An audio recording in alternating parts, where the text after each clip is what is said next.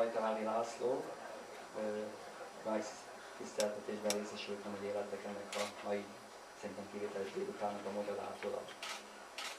Köszönöm szépen, hogy ilyen nagy számban eljöttem meghallgatni Professor Thomas Szászt, vagy nagyon szereti hívni magát Szasz Tamás. Több mint 1000 publikáció jelent meg, 45 körül van a fontos kitüntetésének a száma, legutóbb 2003-ban a George Washington kitüntetést kapta, ami egy amerikai nagyközös kitüntetés. Magyarországon valamiért a hiedelem őt antipszichiáternek tartja, pedig ő az Amerikai Pszichiátri Társaságnak az örökös tagja, illetve több mint tagja, ezért náluk egy örökös, egy nagyobb tisztség a angolul fellow. De ez emellett számtalan pszichoanalitikus és egyéb jellegű társaságnak a vezetőségi tiszteletbeli tagja.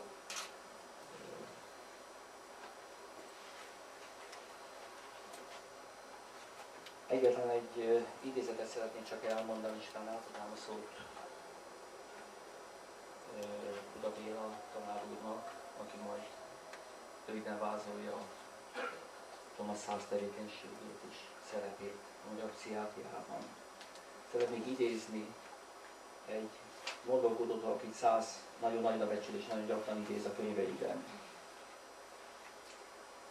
Lord Actonnak hívják. Így szól az idézet. Úriember az, aki szívélyes barátságban és kedvességben és bensőséggel tud élni olyan emberekkel, akiknek a gondolatait és viselkedését utálja.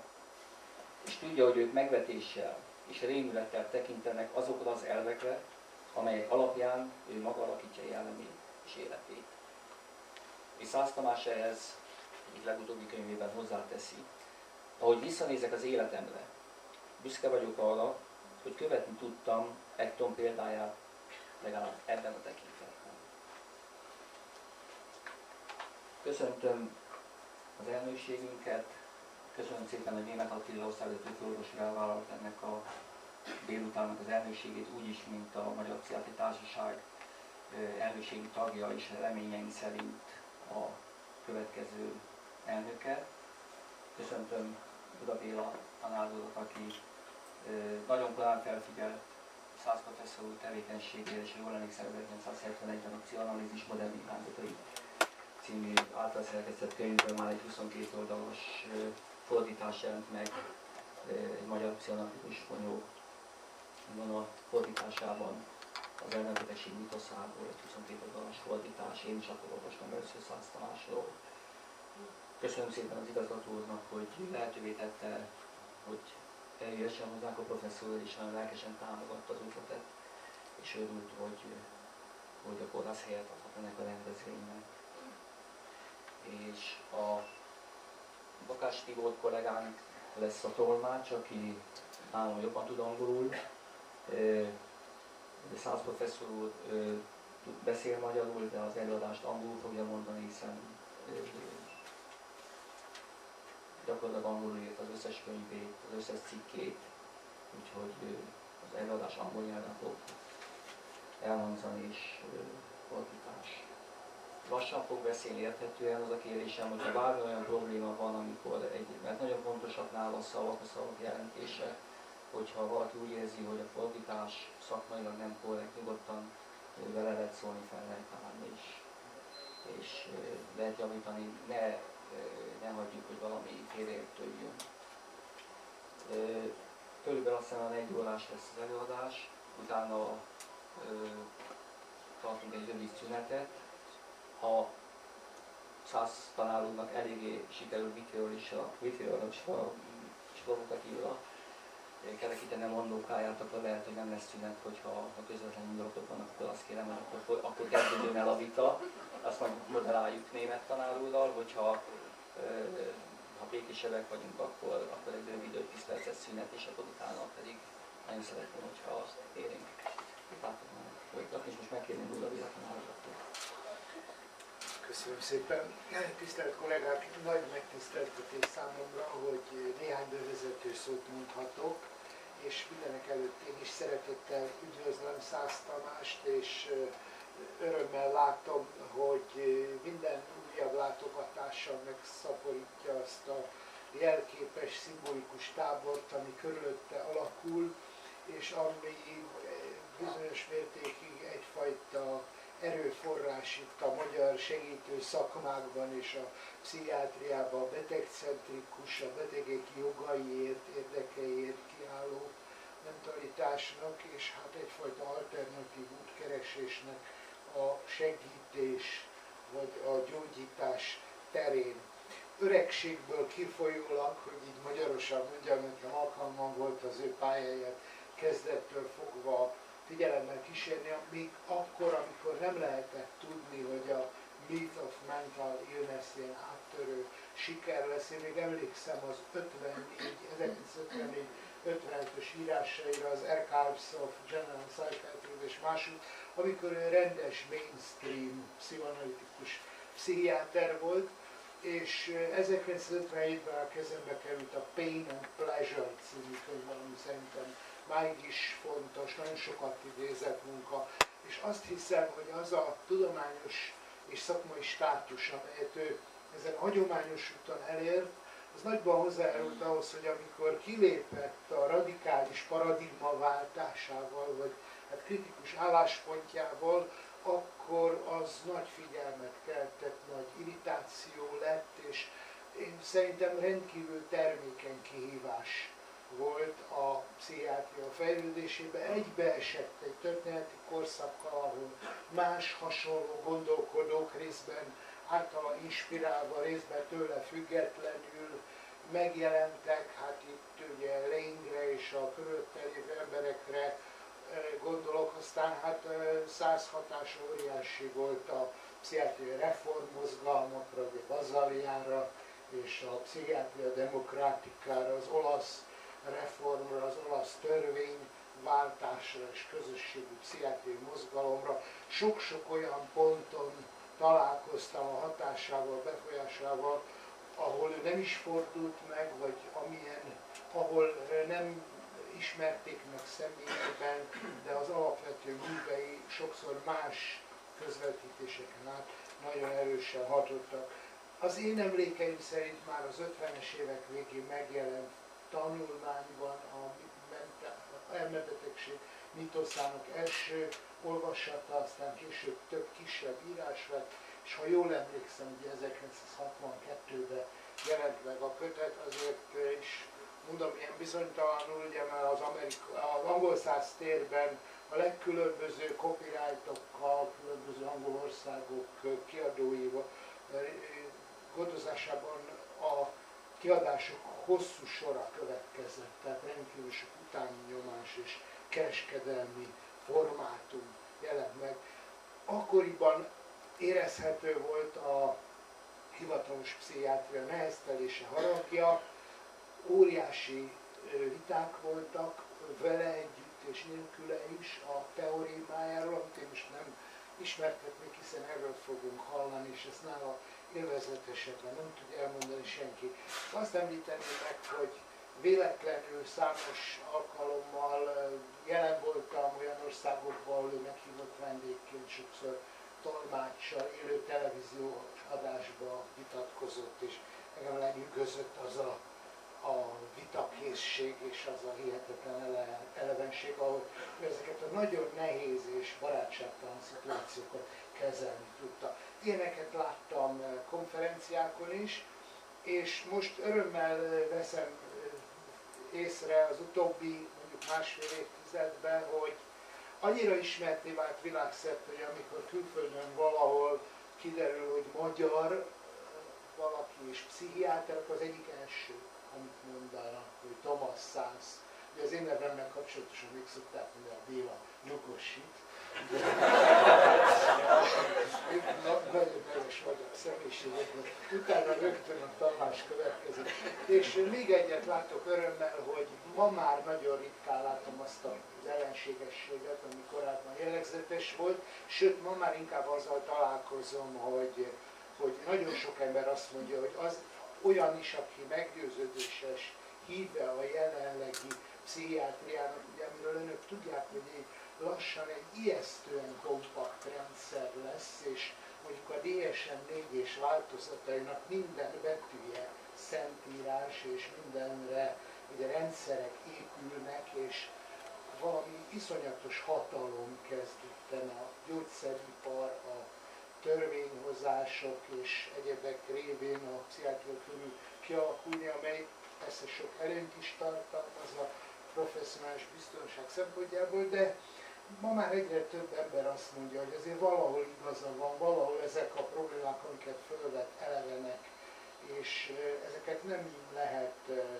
az asztal alá, szőnyeg alá söpörni. És hát természetesen a társadalom, az a társadalom, amely mint potenciális páciens, vagy mint érintett hozzátartozó találkozik a pszichiátriával, azok mindig is rendkívül figyelembe vették azt, amit ő mond. És hát azt hiszem, hogy nem túlzás azt mondani, hogy a betegjogokkal kapcsolatos változások, a betegek ősegítő mozgalmainak aktiválódásának, társadalmi fölépésének mozgalma és fejleményei mind hordozzák az ő hatását. Végezetül azt mondanám, hogy rendkívül szertágazó és informatív és mondhatnám szórakoztató az ő életműve, valami rendkívüli találékonysággal fedezi fel az ellentmondásokat, a pszichiátriai, sok szempontból tágabban az orvosi gyakorlatban teszi ezeket szóvá, nagyon jól tágítja ki a pszichiátriát, a morális, filozófiai rendszerek, a kultúrtörténeti háttér irányában, és hát mindenek előtt, amit még elmondanék, de ezt felesleges, mert mindjárt látják, hogy egy rendkívül kedves, közvetlen, eleven ember, aki már csak ezzel a tulajdonságával is mindenütt szeretetre méltóvá vált, és mindenütt a újabb meghívás vágyott tárgya, ahol csak előfordul. Én remélem, hogy ez így lesz itt is, és még egyszer köszönöm Tamásnak, hogy jelen.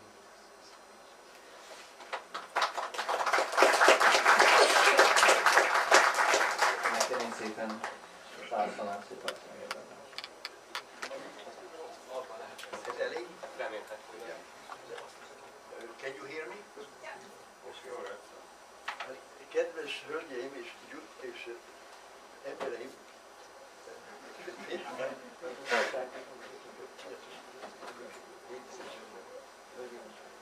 hölgyeim és uraim, nagyon sajnálom, hogy nem tudok magyarul ezt előadást tenni, de elég magyarul megérkezek, hogy nem tudok beszélni. Úgyhogy I'm sorry, now I have to speak in English from now on. Sajnálom, de mostantól kezdve angolul fogok beszélni. Neked bele kell beszélni. Most jó? És sajnálom, de mostantól kezdve angolul fogom az előadást megtartani. May I ask you please to show your hands if you can understand me in English? A kérdés úgy szólt, hogy tegye fel az a kezét, aki megérti angolul is az előadást. We don't need you.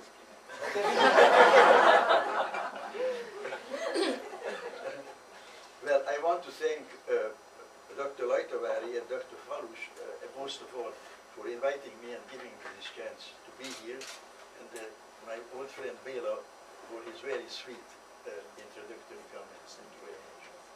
Először is szeretném megköszönni Falus doktornak, Lajtavári doktornak a meghívást és Buda professzornak a nagyon kedves bevezetőt.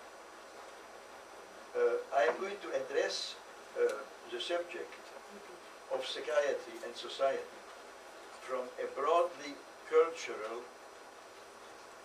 historical, if you like, religious point of view, not from a professional psychiatric point of view, not in terms of what's wrong with quotes mentally ill people or what to do with them, but from what is this whole business about.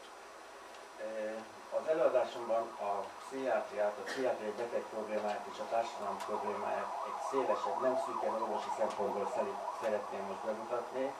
Egy kulturális, vallási és egy sokkal szélesebb, a hagyományosnál sokkal szélesebb kontextusban. Now, ever since I was a child, I was interested in two major subjects which actually form the two major aspects of our culture, namely freedom and science. Gyerekkorom óta tulajdonképpen két nagy téma érdekel, amelyik a érdeklődésem középpontjába állt, ez a szabadság és a tudomány kérdése. Now science, as I learned already in the Minta Gymnasium and later, has to do with knowledge. A tudomány, ahogy én tanultam a gimnáziumban, és aztán később is, a tudással kapcsolatos. The rest of the world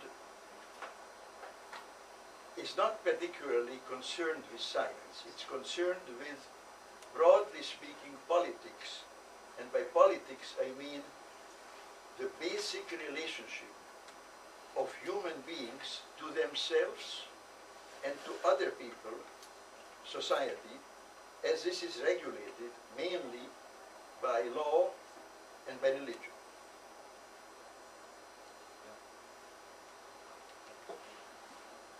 True. Shall I repeat what I said? No? Hallották az előző mondatot, vagy szóval ez a mikrofon? The last one, please. The last one. This is not good. Yes. Is that the one? Yeah. Okay. As I said, science is a very small part of the world. Everyday life, most of our life is concerned with regulating human relations. How we relate to ourselves and other people in the family, in society, and the way this is regulated, which is a question of power, by the major institutions of regulation, which in the past were religion, present it's politics and law. A science, tehát a tudomány, az tulajdonképpen a társadalmi létnek egy nagyon kis részét fogja át, a sokkal nagyobbik felét, és az emberek általában ezzel foglalkoznak, az a politikai érdeklés, a politika pedig meghatározza tulajdonképpen az emberek egymás közötti viszonyát, és egy sokkal tágabb kontextusban az emberi életet. Now let's start with science. How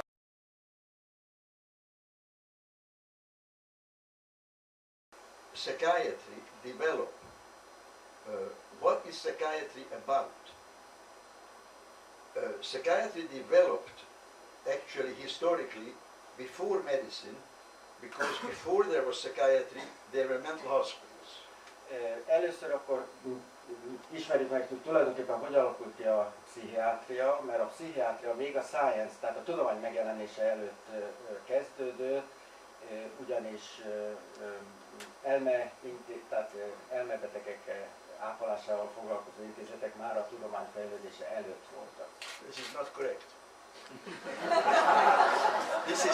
This is not correct in English, because you brought in the issue of elmebetegség. Elmebetegség was not the issue.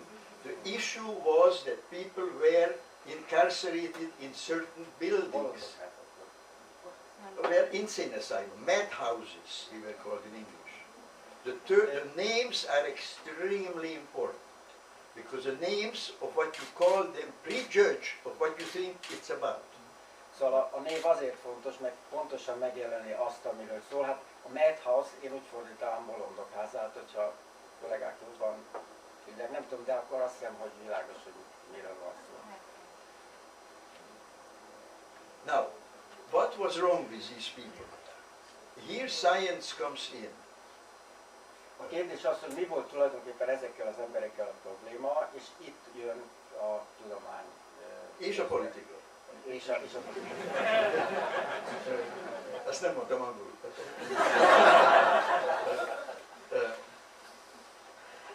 First of all, what was wrong with these people is that they were troublesome. Az elsősorban ezekkel az emberekkel az volt a probléma, hogy gondot okoztak, problémát okoztak. Now that is not funny. They were difficult or impossible to handle in their family. Ez egyáltalán nem olyan nevetséges, mert ezeket az embereket valóban nehéz volt kezelni a családjukban és a környezetükben. Now, if we go back to the beginning of this story in the 17th century and then in the 18th century, hogyha visszamegyünk a történetben a 17. és a 18. században, many of the people who were then hospitalized, incarcerated in mental hospitals, were in fact sick. Ezeknek az embereknek a többsége, akik ezekbe a bolondok házába voltak bezárva, valójában beteg emberek voltak. Now, of course, nobody knew what was wrong with them. Senki sem tudta, hogy mi a probléma velük. But many of them, there were really two groups, those who were sick and those who were just unwanted and poor. Lényegében két csoport volt, az egyik, akik valóban betegek voltak, a másik olyan emberek, akik csak szegények voltak, vagy nem akartak velük foglalkozni. Now, the people who were in these hospitals, and this has changed so completely that it's impossible to exaggerate it. Half or more of all the people in the large mental hospitals from the early 1800s until the time I went to medical school had neurosyphilis. Ezeknek az embereknek, tehát a 18. századtól egészen addig, ameddig a professzor úr elkezdte az iskoláit, ezeknek az embereknek a több mint a fele neuroszifilisben szenvedett. And that's the way it was in Budapest and in New York and in Berlin and everywhere. És ez így volt Budapesten, Berlinben, New Yorkban vagy a világ másik helyén. Now this has become a model of what we call mental illness. Ez lett tulajdonképpen az elmebetegségnek egyfajta modellje. Because in fact it is true that if you have neurosyphilis, then your brain is destroyed and your behavior becomes more and more deteriorated and you die. Mivel a neuroszifilis folyamán valóban az agy tönkre megy, és ahogy az anatómiailag az agy tönkre megy, úgy a mentális viselkedés is, és természetesen ilyen értelemben az elmebeteg valóban egy beteg embert mutatott. Now here the history of science comes in. És itt jön a tudomány szerepe. Tudománytörténet, bocsánat. From the middle of the 19th century, a 19. század közepétől scientific medicine was based on pathological anatomy. A tudományos medicina a patológiára volt épült. This is how Semmelweis discovered his great discovery that childbed fever was the same disease as infectious diseases unrelated to pregnancy. Így fedezte fel Semmelweis és a gyerekágyi lázat, és így jött rá, hogy a gyermekágyi láz az tulajdonképpen azonos más fertőző betegségekkel is. Now how did he discover this? By cutting open bodies and examining them. Hogy fedezte fel a betegségek okait, hogy korbosztanon tanulmányozta a elhalt betegeket. Okay, now since then, from roughly 1850 to 1950, körülbelül a 1800-as évek közepétől az 1900-as évek közepéig, and until today, medicine has made tremendous advances so that it's not necessary to do an autopsy. There are all kinds of chemical and physical and röntgenological tests on the living body to determine whether or not somebody is sick. Azóta eltelt időben, tehát a 1800-as évek közepétől a mai napig a medicina hatalmas fejlődésen ment keresztül, nincs szükség olyan értelemben autópsziára, mint ahogy régen, mert egy csomó más modern, biokémiai, más műszeres vizsgálattal lehetőség van az élő szervezetben is diagnosztizálni a betegségeket. Now, I realized all this when I was a teenager. Én ezt már akkor akkor realizáltam, amikor még tínédzser voltam. The basic argument in the myth of mental illness is a very elementary one. Az alapvető érv az elmebetegségekben egy nagyon elemi állítás. There is a problem already. The translation is good. Elmebetegség. What did I say? Well, and come, nothing. Okay. Elme cannot be sick. Az elme nem lehet beteg. This is not a scientific discovery. Ez nem egy tudományos felfedezés. I didn't discover anything.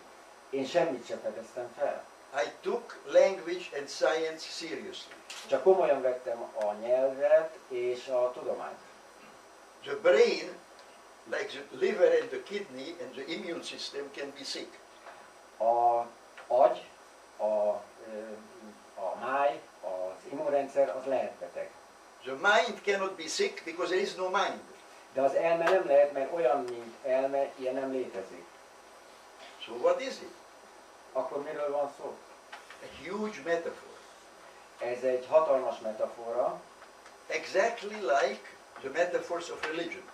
Pontosan olyan metafora, mint amilyen a vallás metaforája. Which are the most powerful organizing principles of society. Amelyik a legerősebb szervező rendszere a modern társadalomnak. So my argument was psychiatry, let me backtrack, that in point of fact, I started medical school. The history is interesting. I started medical school in 1941. A történet érdekes, ezért előrébbről kezdem. 1941-ben kezdtem el az orvosi egyetemen.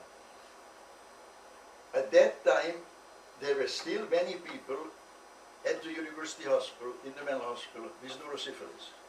Abban az időben még nagyon sok neuroszifiliszes beteg volt az elmeosztályokon, a kórházakon.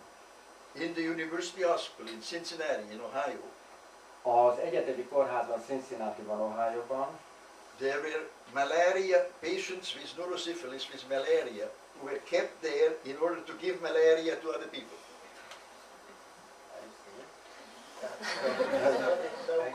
Tehát a kórházban olyan maláriás neuroszifiliszesek voltak, amiket azért tartottak, hogy át tudják adni a maláriát a többieknek.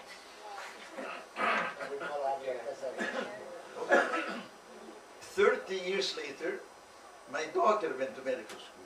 30 évvel később a lányom ment az orvosi egyetembe. She never saw a case of syphilis. Soha nem látott már szifilisz esetet. Penicillin. Ez a penicillinnek a következménye. So who are now the inhabitants of mental hospitals? Akkor most kik a elmekórházaknak a lakói? Betegei. People who have no demonstrable medical illness. Olyan emberek, akiknek orvosilag kimutatható betegségük nincs. This is the heresy that I propounded. Ez az a Heresy. Ez az a szeretnekség, igen, amit állítok most. Now, in fact, what has happened is that the hospitals are full of people who have all kinds of diagnoses like schizophrenia, depression, anxiety, addiction, and so on and so on. A kórházak természetesen tele vannak, gondolom, a elmondott diagnózisokat nem kell fordítani, ilyen típusú betegekkel. Now, if you ask what is wrong with these people without using psychiatric language, hogyha az a kérdés, hogy meg kell mondani, hogy tulajdonképpen mi a probléma ezekkel az emberekkel, anélkül, hogy pszichiátriai nyelvet használnánk, then you realize what's wrong with them is that their life is a problem. To them or to other people, or both. Akkor tulajdonképpen az a válasz, hogy ezeknek az embereknek a problémája az, hogy vagy magukkal, vagy a környezetükkel van nekik gondjuk. Kinek nincs? So everybody has these problems. Szóval mert mindenkinek van valamilyen problémája, vagy ilyen problémája.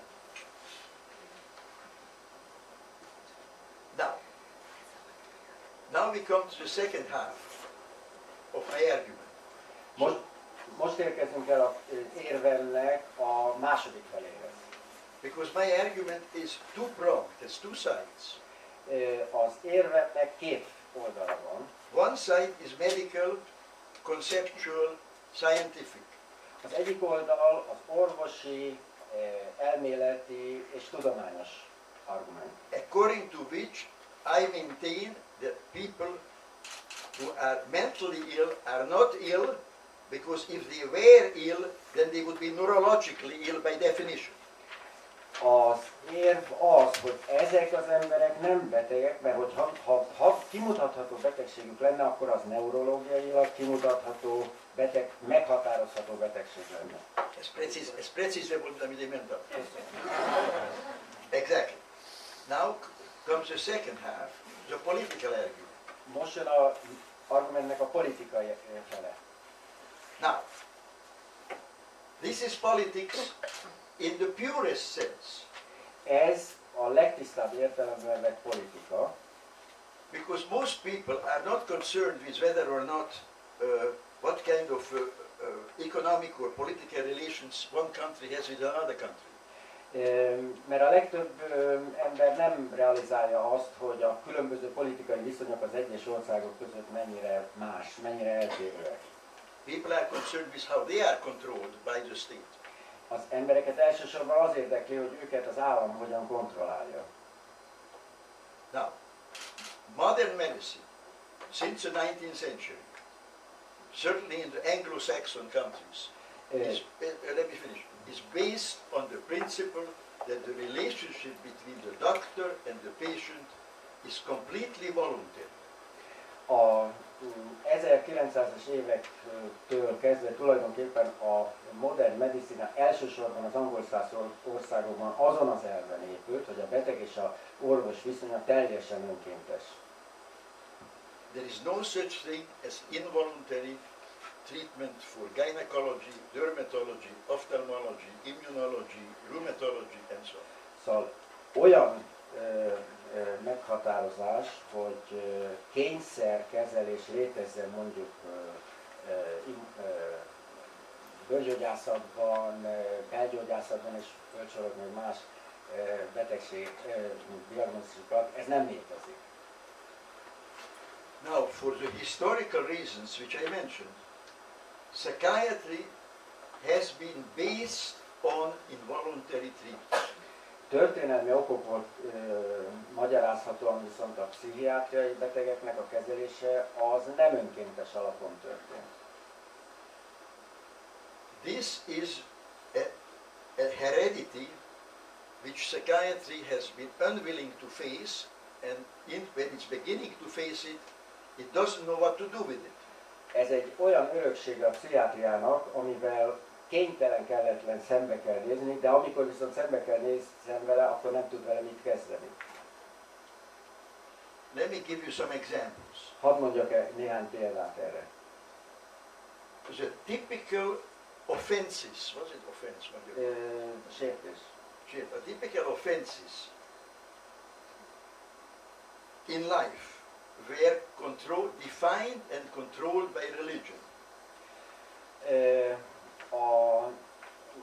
Mondjuk tipikus sértés az életnek, amit főleg vallásos, vallásos The church controlled it. Amit az egyház kontrollál. Adok two examples. Suicide and homosexuality. Az öngyilkosság és a homoszexualitás, ez két példa, amit fogok hallani. Now these became the favorite subjects of psychiatry. Mind a kettő a pszichiátria kedvenc problémája, témája lett. More than 50 years ago, I asked the question, why shouldn't somebody be depressed? It's a miracle that everybody isn't depressed. 50 évvel ezelőtt föltettem magamnak azt a kérdést, hogy miért probléma az, hogyha valaki depressziós, tulajdonképpen miért ne lehetne mindenki depressziós? Bárki depressziós. most people who are depressed want to have some help. A legtöbb ember, aki depressziós, annak segítségre van szüksége. Nem szüksége, they want. Segítséget igényel, bocsánat. Na, ha valaki meg akarja, if somebody wants to kill himself, hogyha valaki öngyilkos akar lenni, meg akarja ölni magát, it's a political question. Az viszont már egy politikai A kérdés. purely political question. Tisztán politikai kérdés. Because to stop suicide requires force. Mert az öngyilkosságot megakadályozni erőszakra van szükség. És erőszak is a political issue, not a medical issue. És az erőszak az politikai probléma, és nem orvosi probléma. Now this also is heresy, because the erőszak is supposed to be therapy in psychiatry. Ez megint csak egy olyan eretnekség, ami ugye azt jelenti, hogy az erőszak az a pszichiátriában egy szokásosan alkalmazott módszer. Nem, it's defined as therapy. Ja, bocsánat, amit terápiaként használnak, tehát határoznak meg. Igen. No, the issue, yeah, but that's good. But the issue is who controls the vocabulary. A kérdés az, hogy ki határozza meg a szótárt, tehát ki minek nevez. The people who control the vocabulary control our lives. Azok az emberek, akik a szótárat, a szavak értelmét határozzák meg, kontrollálják az életünket is. That is why mental hospitals are called mental hospitals. They are not called mental prisons. És ezért hívják az elme gyógyintézeteknek és nem börtönnek. So my political argument, which complements the medical argument, has been ezért az én politikai argumentem, ami az orvosi argumentet kiegészíti, az a következő. Has been very conservative. Az nagyon konzervatív. It couldn't be more conservative. Ennél konzervatívabb már nem is lehet. Psychiatry should be exactly like medicine. A pszichiátriának pontosan olyannak kell lenni, mint a medicina többi részének. Only voluntary. Csak önkéntes alapon működhetnek. No involuntary psychiatry whatever. Semmifajta kényszer, nem önkéntes pszichiátriai kezelésnek nem szabadna léteznie. Exactly like in America with religion. Pontosan úgy, ahogy Amerikában a vallással történik. You can have any kind of religion or no religion. Bár akármilyen vallású lehet valaki Amerikában, vagy nem vallásos is lehet valaki Amerikában. But there can be no forced religion. De erőszakolni valakire vallási meggyőződést Amerikában nem lehet.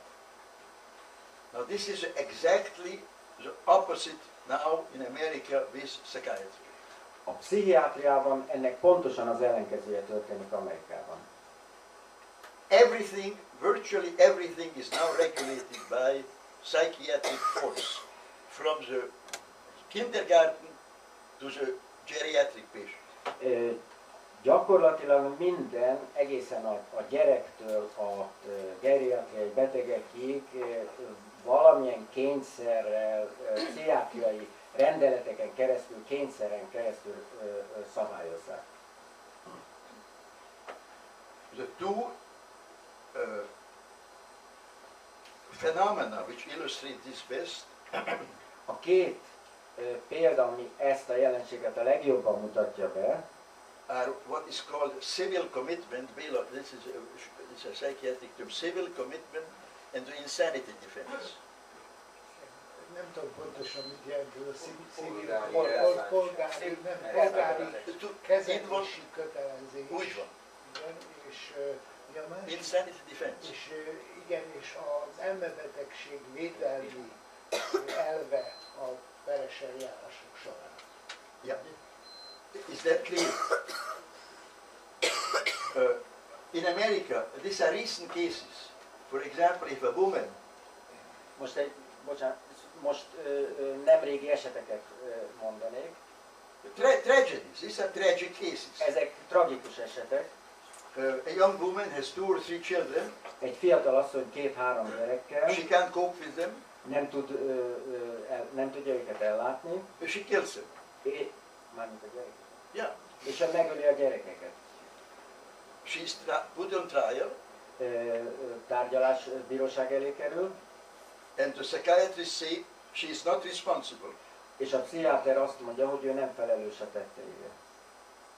And they put her in a so-called mental hospital. És ezek után egy úgynevezett elmegyógyintézetbe teszik be. The man who shot President Ronald Reagan 22 years ago, John Hinckley. John Hinckley, aki 22 évvel ezelőtt a Reagan elnökre rálőtt, is still in a hospital. Jelenleg is kórházban van. They are still curing him of schizophrenia. Jelenleg is a skizofréniáját kezelik, gyógyítják. Well, this is to me like a belief in a religion that you don't believe in. This is like believing in resurrection. Ez nekem úgy tűnik, mint egy olyan vallásnak a gyakorlása, amiben valaki nem hisz, mint hogyha a feltámadás. Egy szemfényvesztés. It's a joke. Vicc. But it's no joke. This is a societal institution. Sajnos ez nem vicc, mert hát ez a társadalomnak ez intézményesen semmiféle formája. Forensic psychiatry is a huge business in America. A bűnügyi pszichiátria hatalmas üzlet Amerikában. This extends to the whole business of drug control. És ez átterjed a kábítószer kontroll területére is. According to the psychiatric classification, if you take heroin, that's a disease. A pszichiátriai klasszifikáció szerint, hogyha valaki heroint fogyaszt, akkor az egy betegség. Even though he likes it, it doesn't do him any harm. Annak ellenére, hogy örömet okoz, és tulajdonképpen nem okoz problémát. He's working, he's paying taxes. Dolgozik, a beteg dolgozik, fizeti az adóját. Nobody knows he's taking it except someone has denounced him. Senki nem tud róla mindaddig, amíg valaki föl nem jelenti. Then they lock him up. Akkor viszont And the letartóztatják, psychiatrist give him methadone. és akkor a pszichiáter metadont ad. And that's called the treatment. És ezt kezelésnek nevezik. Control of the vocabulary. A szótárkontroll. Why can't you kill yourself? Why can't you take any drug you want? Miért nem ölheti meg valaki magát, miért nem fogyaszthat olyan gyógyszert, ami neki tetszik? The answer is very simple. A válasz nagyon egyszerű. The question is, who owns your body and who owns you? És a kérdés az, hogy ki az, akinek a tulajdonában van a elméd és a tested. There are only three possible answers. 3 lehetséges válasz van csak. The church owns you, God owns you, A templom, Isten, az Isten. vagy A state, az állam, Bush, Stalin, whoever, or you, yourself. vagy saját magad. Now in the modern world, everybody thinks that they own themselves. A modern világban mindenki úgy gondolja, hogy saját maga birtokolja a saját elme. But that's the last thing people want. Ez volna az utolsó, amit az emberek elfogadnának. Because that means responsibility. Ez azt jelenti, hogy valakinek felelősséget is kell vállalni, tehát felelősséget jelent. And the responsibility is anterior, is much more important, is logically, developmentally anterior to liberty. Szóval a liberalizmussal ez egy szembenálló fogalom, mert egy belső Nem fogalom. szemben álló. Előre való. Anterior, Megelőzés. megelőzés. Ja, igen, bocsánat. Felelősség az első és a szabadság után már. Hogy van? Igen. Tehát, hogy megelőzi a felelősség megelőzi a szabadságot. And we always talk about liberty. We don't talk about holding people responsible. Mi állandóan beszélünk a szabadságról, de arról nem, hogy az embereket ugyanakkor felelősnek tartsuk valamiért. When a politician does something wrong now, he says, I assume responsibility. hogyha egy politikus valamilyen hibát követ el, akkor kijelenti, hogy én felelősséget vállalok azért. And nothing happens. De semmi se történik.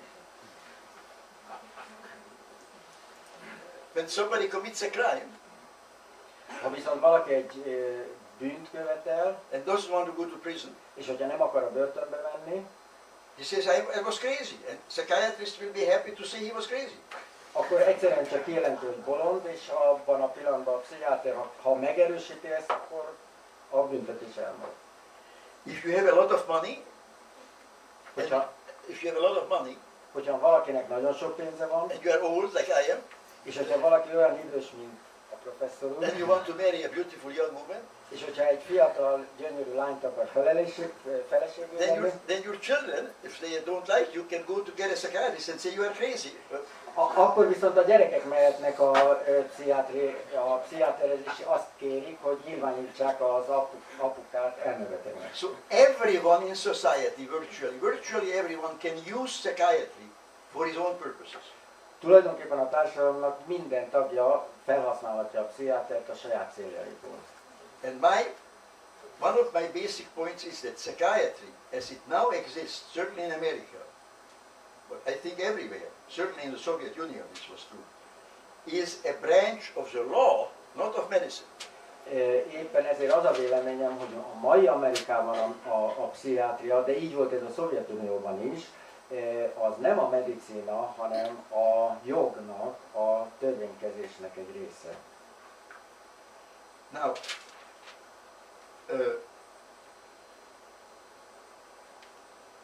there is a lot to be said, obviously, a lot more, but I want to see a few more things. Még sok mindent lehetne erről mondani, de most néhány dolgot különösen kiemelni. Because I want to have plenty of time after a short break for a discussion, because mert szeretnék az előadás után időt hagyni arra, hogy egy diszkuszió alakulhasson ki kérdésekkel. Sok időt.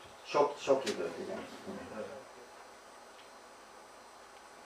Now, what are the implications, the consequences of what I am saying? Mi a következménye mindannak, amit én most itt elmondtam? If you take it seriously. Hogyha természetesen komolyan vesszük azt, amiről beszéltem. First of all, elsősorban I respect the idea of psychiatrists who say that schizophrenia and so on is a disease, and we will discover that it's a brain disease.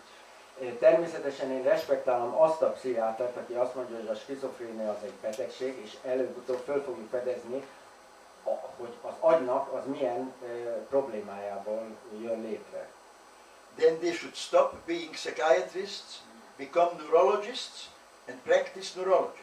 De abban a pillanatban megszűnnek, mint pszichiáterek működni, hanem akkor már, mint neurológusok dolgoznak, és neurológusokként gyógyítják egy neurológiai betegséget. Because as it now is, we have two kinds of brain specialists. Brain specialists in English, who call themselves neurosurgeons and neurologists, and psychiatrists who say we are treating brain diseases. Ma kétfajta szakértője van a pszichiátriának. Az egyik, aki azt mondja, hogy idegsebész és az agy betegségeit gyógyítja, a másik a pszichiáter, aki a pszichiátriai betegségeket gyógyítja. That was not quite accurate, but okay.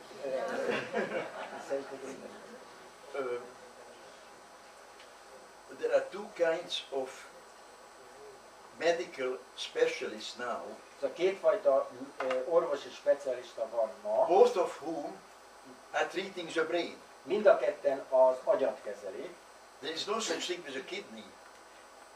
Ilyen hasonló a vesével kapcsolatban például nincsen. Or with the lungs. Vagy a tüdővel. One kind of brain doctor treats diseases like epilepsy, multiple sclerosis. Bocsánat, igen. Szóval az egyik specialista, aki ugyanazt az agyat kezeli, az a neurológiai betegségeket kezeli, mondjuk például az epilepsia, Multiple sclerosis, amyotrophic lateral sclerosis, brain tumor, and so on. A másik, az a treat schizophrenia, A másik anxiety spe- disorder, drug addiction, A másik speciális suicide. a pszichiátriai betegségeket, dragaddikció, skizofrénia, öngyilkosság. Now, the second consequence A második konzekvenciája az állításomnak is really more interesting még érdekesebb az első, because it's more subtle. mert finomabb.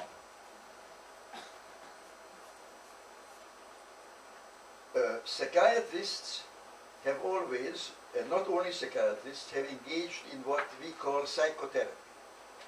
A pszichiáterek nem mindig csinálták a De mindig pszichoterápiát. Not always. Yeah, no, not only. Not Ja, nem, only. bocsánat, nem csak a pszichoanalízissel, pszichoterápiával foglalkoztak. Yeah, what I mean is that not only psychiatrists practiced what we Igen, call bocsánat, psychotherapy. igen. Tehát nem csak pszichiáterek foglalkoztak azzal, amit pszichoterápiának hívunk.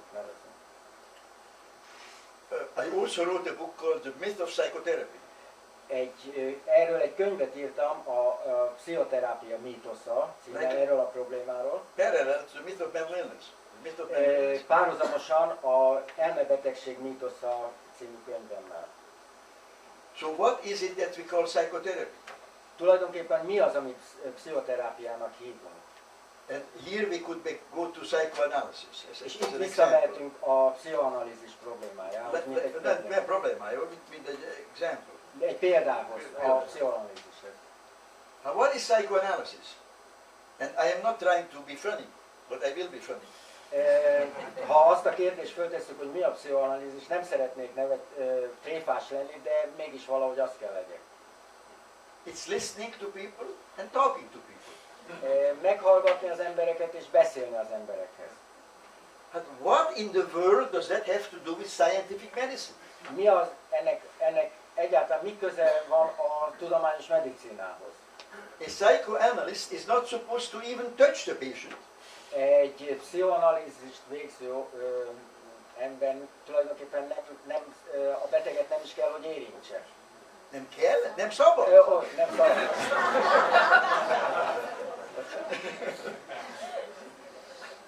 But what kind of medicine is that? Akkor milyen medicínáról beszélünk? That was defined as medicine in America. Ezt mégis, mint medicínát, orvosi foglalkozást határozták meg Amerikában. Legally, it's illegal. Törvényesen ezt így határozzák meg. And I have written several books pointing out, quoting how Freud in one paper said psychoanalysis is exactly like surgical treatment, like medical treatment. And in another paper or book he said it has nothing to do with medicine. És számos cikkemben idéztem Freudot, aki az egyik cikkében azt mondta, hogy a pszichoanalízis olyan, mint a sebészet, vagy a másik cikkében ugyanúgy pedig azt mondta, hogy ennek semmi köze a sebészet. That it's like education, like religion. Mondjuk inkább olyan, mint a nevelés. Now Freud was not stupid, Freud nem volt buta ember, but he had to make a living. de élni kellett valamiből. Now being a doctor is a very big thing in society. Orvosnak lenni nagyon nagy dolog egy társadalomban. Means power, authority.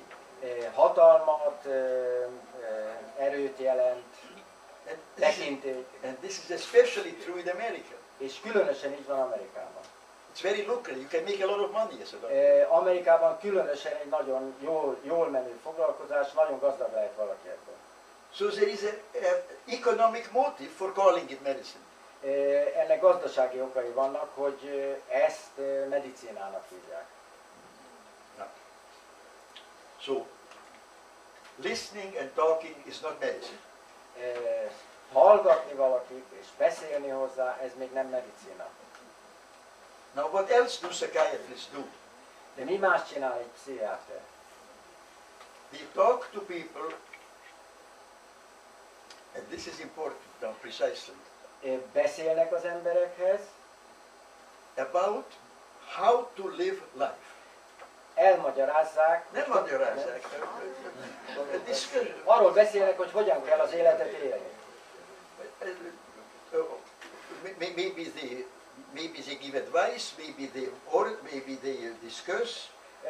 Ez lehet tanácsadás, ez lehet egyfajta megbeszélés. My point is that they do a service, a job, which is exactly the same job that priests, rabbis, ministers have done since time immemorial. People have always had problems and always want to talk to authorities. Ez lényegében véve ugyanolyan fajta szolgáltatás, mint amit régen a papok, rabbik csináltak, amióta történelmet írnak. Mert az embereknek szükségük volt arra, hogy tekintélyesen más tekintélyekhez beszéljenek, és tekintélyektől kapjanak véleményt. Ezt mindig csinálták, és most is csinálják. Pastoral counseling, they're still doing it. Ez pontosan úgy megy ma is. Now, when a doctor does it, when a psychiatrist does it, then it's called therapy. Ha ezt egy pszichiáter csinálja, akkor terápiának nevezik ezt. And now I come to the third thing which psychiatrists do, and I apologize for my colleagues for the fact they lock up people. És most jövünk a harmadik ponthoz, és ezért elnézést kell kérek a kollégáktól, de a helyzet attól még marad, hogy a pszichiáterek bezárják az embereket. Now this of course is incompatible with the idea that there is no mental illness. Ez természetesen nem összeegyeztethető azzal a megállapítással, hogy nincsen elmebetegség. And no modern society could now accept this. És semmilyen modern társadalom ezt nem tudja ma elfogadni. Because there is no other mechanism to deal with these people. Mert semmifajta más mechanizmus nincs, hogy ezekkel az emberekkel foglalkozzanak. So that is the end of the story. That's where we are now. Ez a történetnek a vége. Thank you very much. Köszönöm a figyelmet.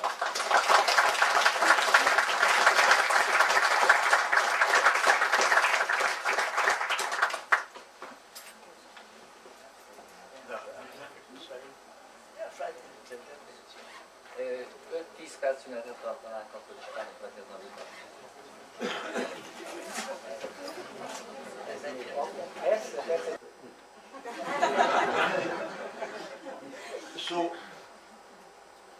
So what is mind? It's a secular, psychologized, psychiatrized equivalent of soul. After, you see, science is materialist, right? As to is material. Life, our life, cannot be reduced to material explanations. Szóval a mind az a léleknek a materializált változata a pszichiátria szerint. Most ez Okay. és nem élhetünk egy materiális bázisen. materiális alapon nem lehet ezt elmagyarázni. Look, the most important concepts and relationships, love, beauty, patriotism, loyalty, interest, concern, and so on, have no material basis. A legfontosabb, az életnek sokszor a legfontosabb dolgainak nincsenek materiális alapja, mint a szerelemnek, mint a Any virtue can give any interest. Szerelem, hatred, gyűlölet, érdeklődés, ezeknek nincsen anyagi alapja. Psychiatrists now say in America you can read, the mind is the brain. Az Amerikában a pszichiáterek szerint, a pszichiátriai meghatározás szerint az elme az az aggyal egyenlő. They will say the relationship between the brain and the mind is the same as between the kidney and the urine. Ők úgy gondolják, hogy az elme és az agy között ugyanaz a reláció, mint a vizelet és a vese között. This is very important because the idea of scientific reductionism It's very popular in the modern world. Ez azért nagyon fontos, mert a tudományos redukció a modern világban az nagyon sokat használják. If we know enough science, then we won't have any, America won't have any problems with the Arabs. We will all figure it out. Hogyha szóval a tudomány eleget tudna, akkor minden problémát megoldanánk, és az arabokkal a problémát is meg lehetne oldani.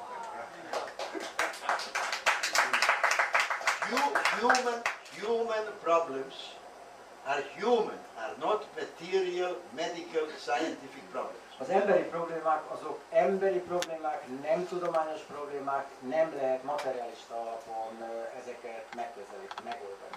I will quote Hungarian. Magyarul fogok idézni. Madács azt mondta, az élet célja a küzdelem maga. Correct? Igen, correct. Well, what's the purpose of life? This would now be called existential psychiatry. Ezt ma egzisztenciális pszichiátriának nevezni. Ez nem egzisztenciális, ez pszichiatri. That's life. Ez az élet maga. It's literature. It's tragedy. Irodalom, tragédia.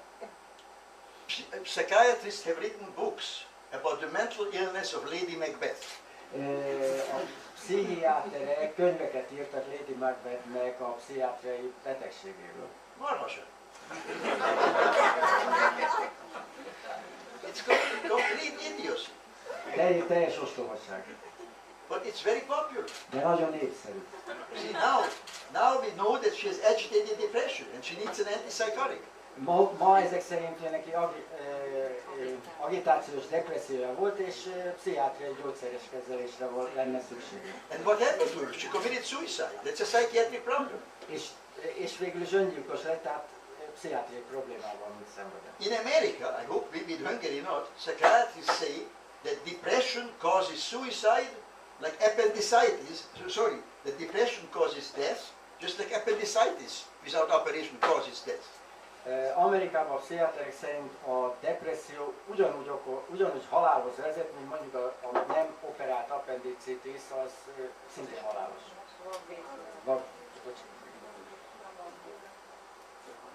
Másik kérdés.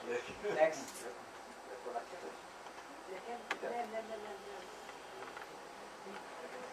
Kérdés?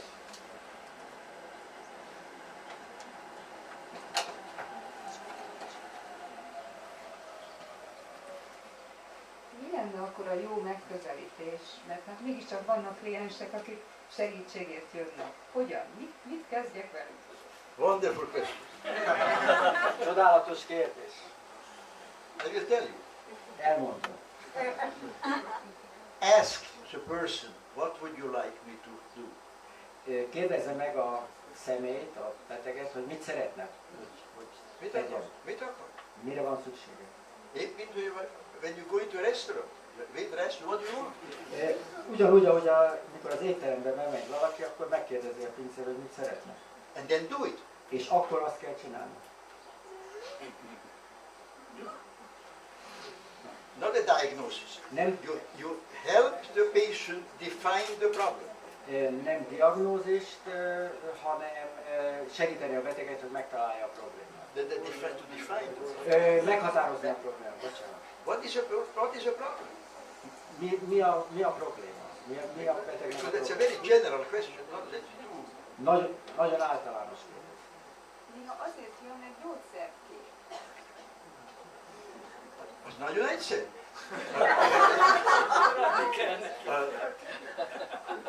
If you two possibilities now. Do you believe in giving gyógyszer without a disease? A két lehetőség van, hogy hisz-e abban, hogy gyógyszert adni betegség nélkül az jó. Akkor adja a gyógyszert. Akkor... But I will say more about that. De erről többet is mondok majd. Now if you don't believe in it, amennyiben nem hisz ebben, then you have to say, I am not in this business. Go to somebody who gives you drugs. Én ezzel nem foglalkozom, menjen valaki valaki, aki gyógyszert ad.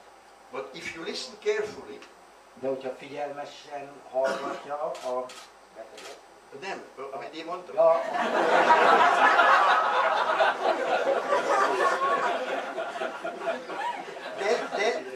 Then you must have gotten the impression that I believe that drugs should be sold just as freely as this water. There should be no laws for adults to buy any drug whatsoever. Amit mondtam, abból az is következik, hogy ha jól figyelt, hogy tulajdonképpen semmilyen gyógyszerre nem szabadna korlátozást mellünk, felnőttnek szabadon lehetne bármilyen gyógyszerhez hozzájutni. That's not so fantastic. Before 1906 in America, you could buy any drug you wanted. Ez nem olyan fantasztikus, mert 1906 előtt bármilyen gyógyszer, Amerikában bármilyen gyógyszert lehetett vásárolni. Gyógyszert vagy drögöt? Heroin, cocaine, anything. Kábítószer, igen, bocsánat. Kávé, vagy stimulant, anything. Szert, úgy? Miért nem? Miért nem? Ask yourself, why not? Because of the fear that you might kill yourself. Azért, mert a félelem ott van, hogy valaki öngyilkos lesz. It's a symbol. Drug controls are the symbol that the state owns you, not yourself. A gyógyszer vagy kábítószer törvények tulajdonképpen azt szimbolizálják, hogy az állam gyakorolja, tehát az állam tulajdona vagy, ő gyakorolja a kontrollt és nem saját maga.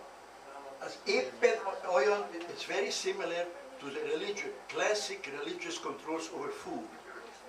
Why can't Jews eat seafood or shellfish? Ez nagyon hasonló a régi vallásos élelmiszer tiltásokhoz, amikor bizonyos zsidó vallás szerint bizonyos ételeket például nem lehet, tiltott a vallás, hogy egyenek. Religion, if you look at religion from an atheistic, I'm an atheist. If you look at it from an atheistic point of view, it's nothing but a tissue of prohibitions to show you that God owns you. How you do sex, when you bathe, what you eat, when you pray. It's all prescribed. Én ateista vagyok, mondja a professzor úr, és ilyen értelemben ezek a vallási előírások tulajdonképpen mind azt jelképzik, hogy az Isten kontrollálja a cselekedeteinket, ő mondja meg, hogy mi minden történjen, és akkor itt ez. Hogy kell viselkedni. Igen, hogy viselkedünk. És most az orvosok mondják meg. És ugyanezt csinálják meg most. És az orvosok és a state. És az állam. Is one thing. See, previously we had church and state as one. Korábban ez két dolog volt az állam és volt az... Nem kettő, alliance. Ja igen, régen az állam és az egyház közösen, együttesen volt. Amikor én gyerek voltam, akkor Magyarország egy katolikus ország volt. Nem mint Amerika. The state and the church were the same. The king was not king until the Pope crowned him.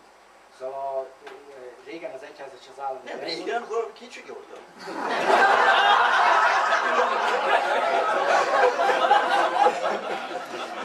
Nem volt király, amíg a pápa meg nem koronál.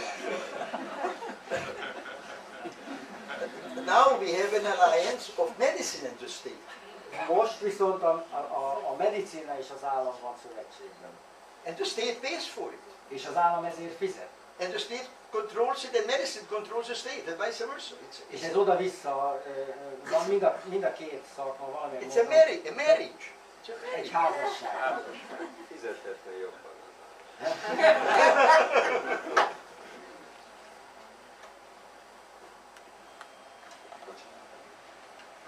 Az előző kérdés arra vonatkozott, amit a kolléganő feltett, hogy mi történik akkor, ha a beteg oda megy és segítséget kér.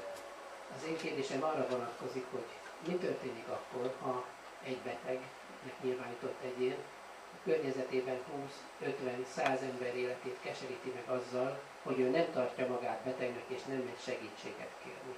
Hogyan védjük meg a környezetét az általunk vagy a környezet által betegnek tartott ember viselkedésének ártalmaitól? Tud egy példát adni?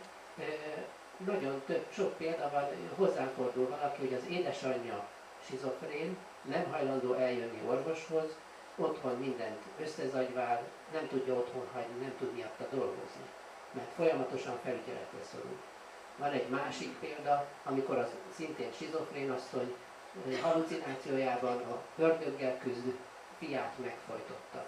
Hogyan lehetett volna ezt megvédeni? Jelezték előre, de nincs jogunk arra, hogy erővel kórházba vigyük.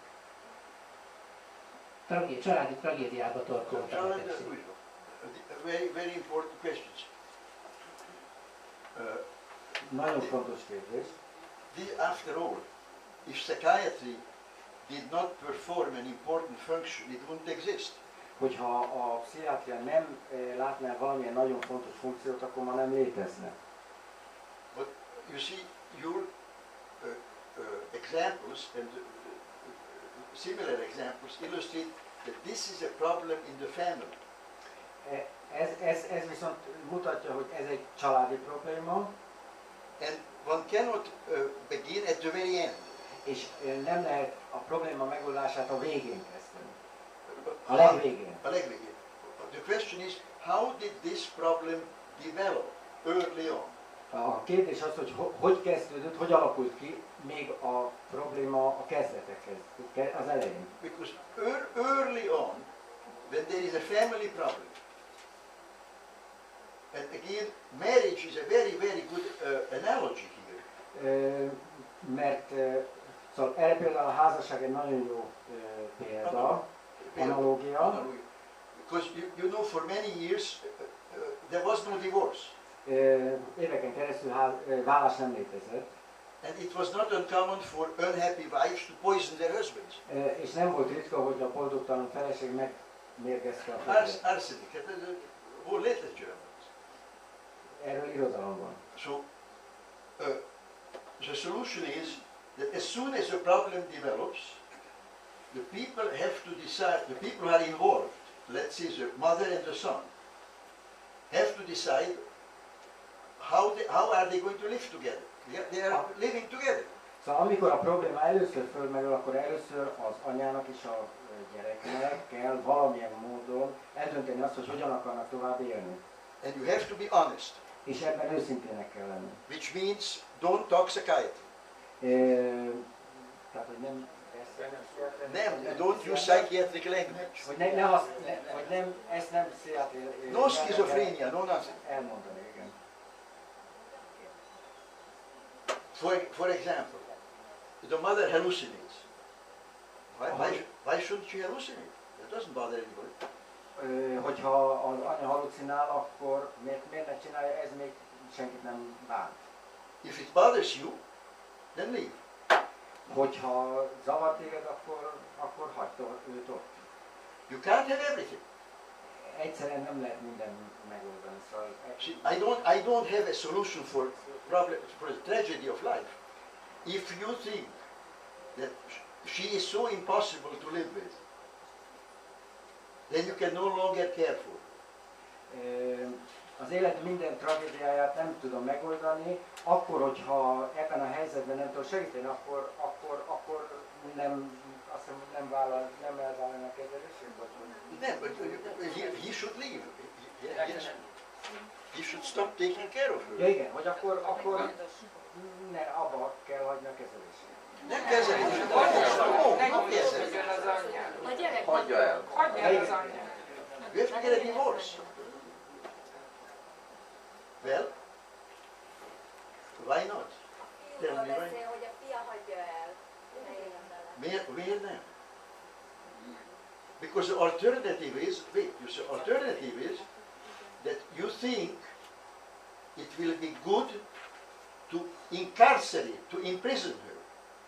Because from her point of view, you are imprisoning her, you are not treating her. Szóval a probléma az, hogy az anya szempontjából ez egy bebörtönzés jelent, és hát a kérdés az, hogy ez vállalható-e. This is, you have to decide. Ezt viszont neked kell eldönteni.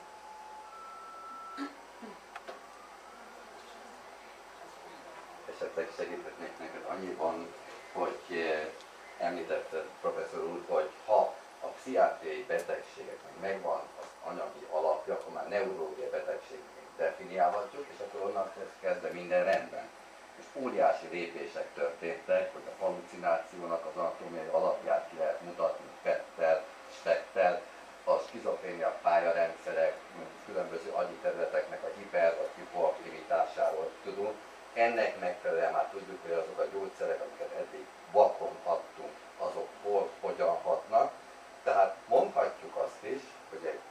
halucináló, ördögűzős, téves eszmében szenvedő, skizofrén beteg, most már neurológiai beteg. A probléma csak az, hogy ő még továbbra sem nincs betegségbelátása, továbbra sem akarná kezeltetni magát, pedig mi már átdefiniálhattuk volna neurológia betegnek. Dr. Falus, thank you for inviting me. I have to disagree with you. De köszönöm az invitációt, de nem értek egyet ezzel. On several levels. Számos It's szinten. nagyon complicated. Nagyon egyszerű. First of all, supposing that your mother has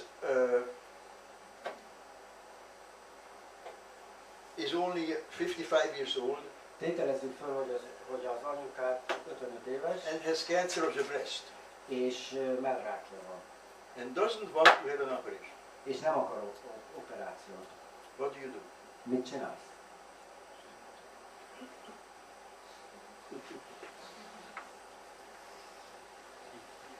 Egész biztos, hogy adok egy felvilágosítást neki, mert megvan a realitás kontrollja. A pszichózisnak az a definíciója, hogy megszűnt a realitás kontroll.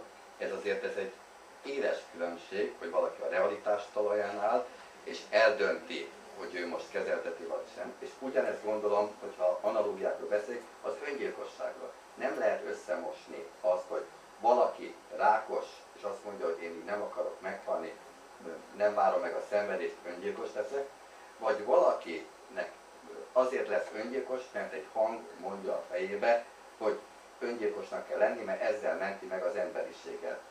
Két különböző dolog. Az egyiket azt mondom, hogy nem orvosi eset, a másikra azt mondom, hogy kötelességem kezelni. Not so easy. Not so easy. Kötelesség, responsibilities, in other words, the reality testing. A felelősség, a realitásnak a tesztelése, It is not a psychiatric issue because psychiatrists define disagreement with their opinion as inability to test reality. ez nem a realitás tesztelése az azért nem egy pszichiátriai probléma, mert a pszichiáterrel a beteg ugye nem ért egyet, akkor a pszichiáter meghatározása szerint a betegnek nincs realitás érzéke. A pszichiáter határozza meg, hogy van neki. Hogy a pszichiáter határozza meg, hogy a betegnek milyen a realitás érzéke. A realitás érzék nincs egy teszt, nincs egy urine test, egy blood test, egy X-ray test. That's an opinion. Ez egy vélemény, szóval nincsen objektív mércé a realitás tesztel. And the concept goes back to the Greeks and the Romans. That's a legal issue of who is legally competent. That is Ez egy jogi koncepció, ami még a görögök idejéből származik a problémának a meghatározása, hogy ki kompetens és ki nem az. children. It's not a question of psychiatry. By definition, children, minors, are not legally competent. A gyerekek jogi értelemben nem kompetensek. Egy 12 éves gyerek kompetensebb lehet, mint az apja. Intellectually, but he's not legally. He cannot marry, he cannot divorce, he cannot buy a building, and so on. Cannot manage his money. De jogilag ugyanakkor hát a jog szerint nem vehet házat, nem vállalhat, nem nősül, Nem csinál semmit. semmihez nincsen joga. Iskolába kell mennie, force. Kényszerítve van az iskolába menni. So we are back to the legal question of who is free and who is a slave. That's why I talk about psychiatric slaves.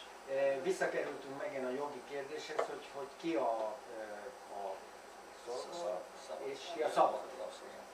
Now, I'm not finished. Hogy erre van tesztünk a halucinációra. Nincs tesztünk. I disagree with that. In my book, In the Meaning of Mind, Tehát azzal, hogy a halucináció problémájával nem értek egyet, van a könyvemben a Information, no, information. I have information. A meaning of mind az On this issue, I have information on this issue. hogy a könyvemben erről írok, erről van információ. Hát kérlek, let's sit back again and forget psychiatry. Pillanatra lépjünk vissza és felejtsük a pszichiátriát. What is hallucination? Mi a hallucináció? It is a psychiatric term. Ez egy pszichiátriai meghatározás. Nem maghatározás, egy term. Kiegyzés. Szakkifejezés. Szakkifejezés. Did it exist 1000 years ago? Létezett ez 1000 évvel ezelőtt? 2000 évvel ezelőtt? 2000 évvel ezelőtt? How about all the Christians who had heard God talk to them to become martyrs?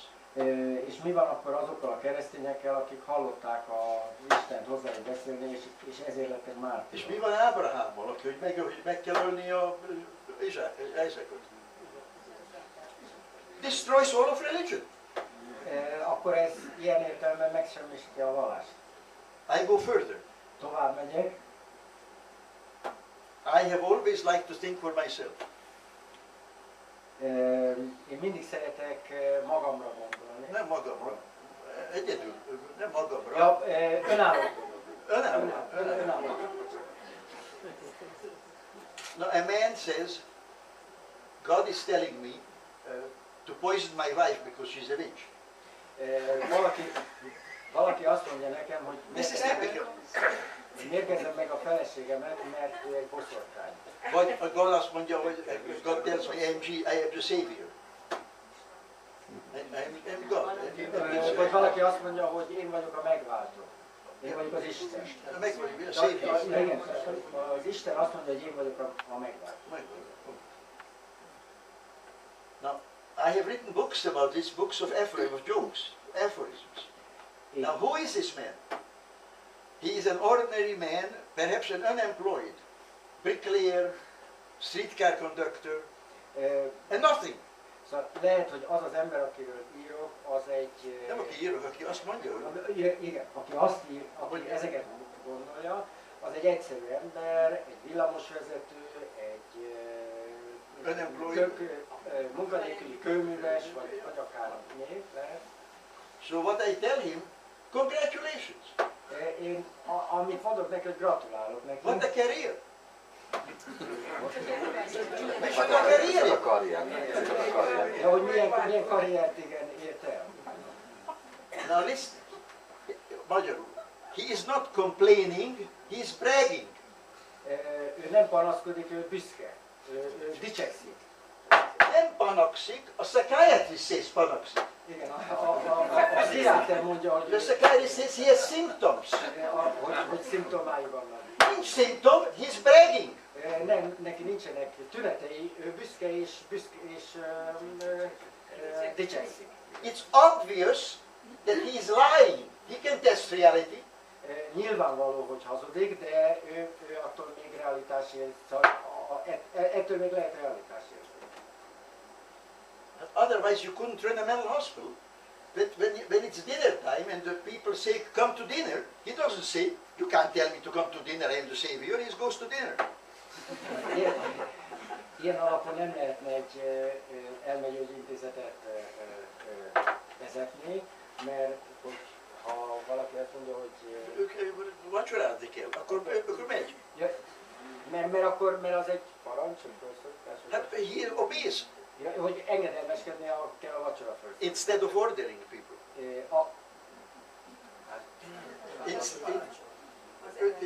Ő nem úgy viselkedik, mint hogy a savior volna. Igen. Szóval ahelyett, hogy ő lenne a megmentő, engedelmeskedik a felszólításnak és megy vacsorázni. So, I long ago, what is hallucination? Akkor tulajdonképpen mi a hallucináció? Talking to oneself. Valakinek saját magához beszélni. Neurologists have proven this by radioactive isotopes in the brain, and the area that's activated is a speech area, not the hearing area.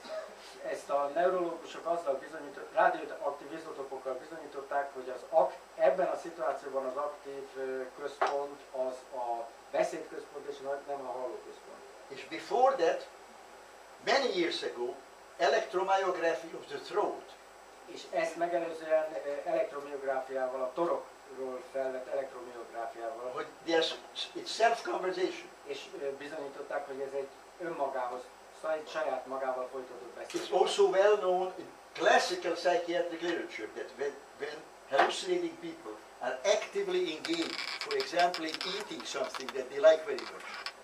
És az is régóta ismert, bizonyított, hogy a hallucináló emberek, amikor valamit esznek, és Amikor csinálnak, amit szeretnek, valamit. szóval valami olyat csinálnak, amit szeretnek, They're engaged. és azzal el vannak foglalva valamit, amit szeretnek. Nem?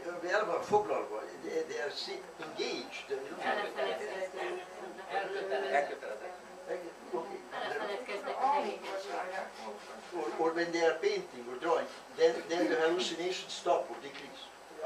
Ez alatt az idő alatt viszont a hallucináció vagy csökken, vagy megszűnik. When you have no one to talk to, when no one listens to you, then you talk to yourself. Hogyha senki nincs, aki meghallgasson, akkor magadhoz It kezdesz. is verbal masturbation.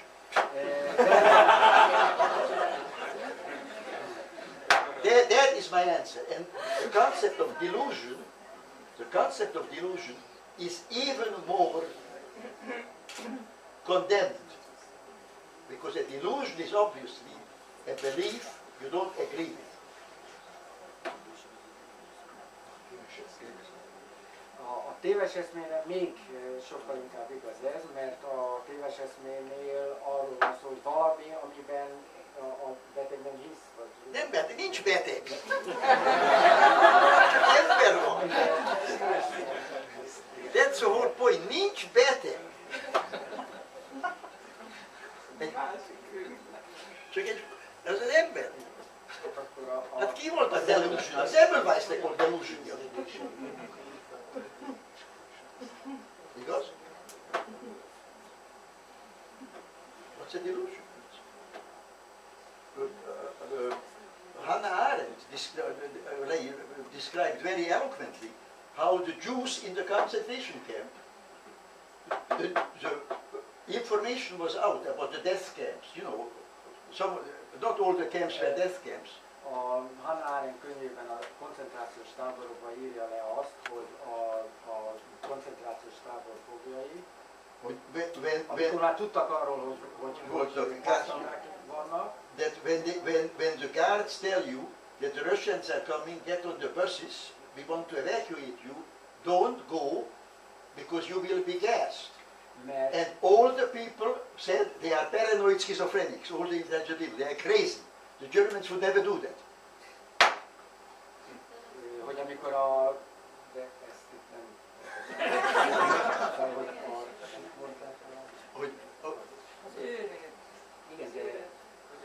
The people who said don't get on the bus because you will be killed are giving you false information.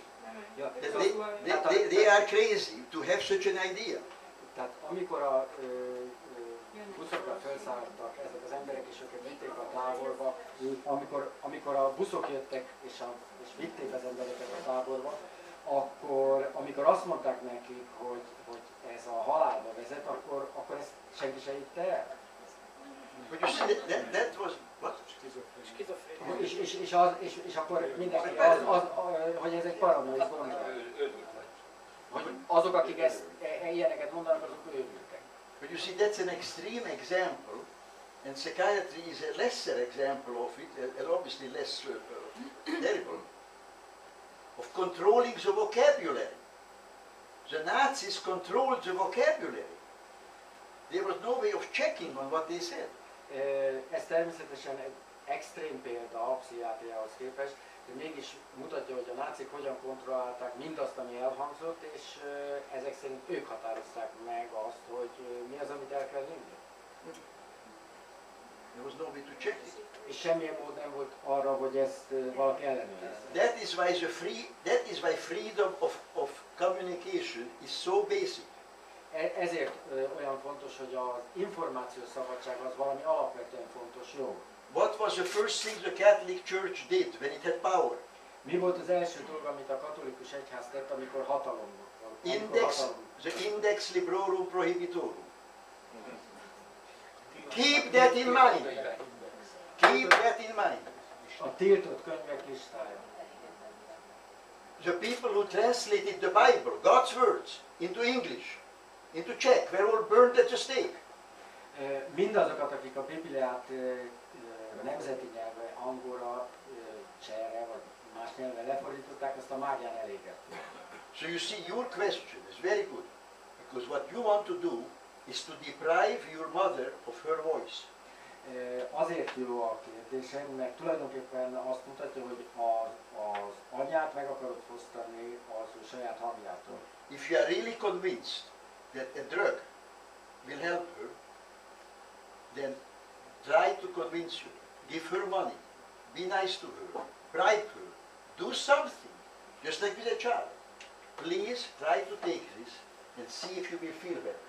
But the fact is that in America, 80% or more of the people in hospitals who are given drugs, as soon as they leave, stop taking them.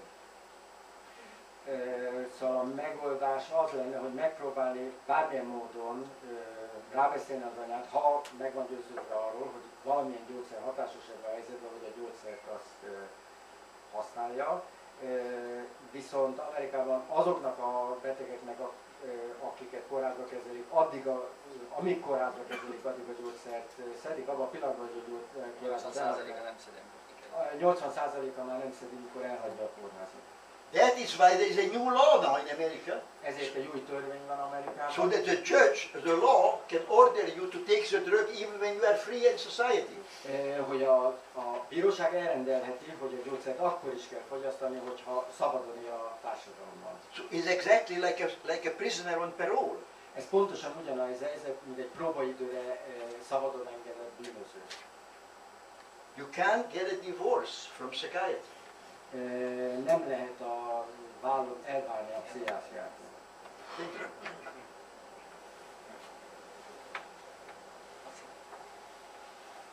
Most már megpróbáljuk óvatosan fogalmazni. 25 éve a magyar egészségügyben dolgozom, és eljönnek hozzám nem betegek, olyan emberek, akik azért jönnek el hozzám, hogy én úgy beszélgessek velük, hogy nekik az életük jobbra forduljon. Na most minél régebb óta csinálom ezt, annál erősebb meggyőződésem, hogy ezt a mai magyar egészségügyben csinálni marhaság. Csak azért nem csinálom magánrendelésben, mert nincs, aki megfizesse. Tehát gyakorlatilag, ha nekem erre van egy tehetségem, és a magyar nép megérik arra, és lesz elegendő pénz a zsebébe, hogy engem megfizessen, akkor ezt szerintem kizárólag magántevékenységben érdemes csinálni.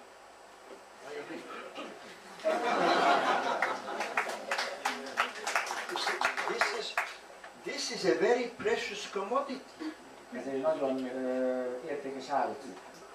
Not monetarily, it's a precious human commodity to seriously listen to somebody. Ez egy nagyon értékes emberi áru, hogy valaki ezt beszél. Nem áru. Képesség. Képesség. Quality. Képesség. Tehetség. Willingness. Hajlandóság.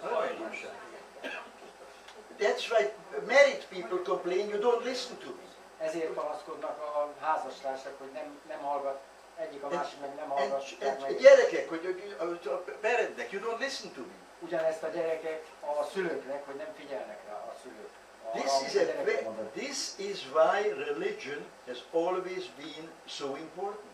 Ezért volt a vallás mindig ilyen fontos. Because the religious people, ideally, but even today, have the time, they get paid by the system, and they listen to people.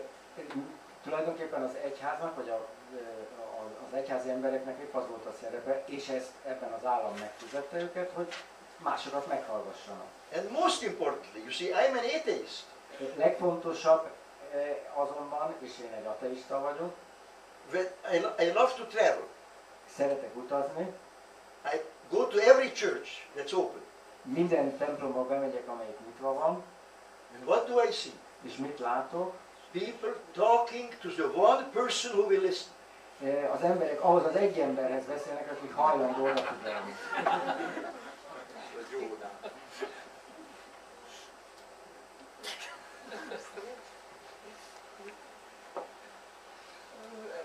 Minden tiszteletem ellenére szeretnék a professzor úrral egy picit vitatkozni, ilyen szociológus.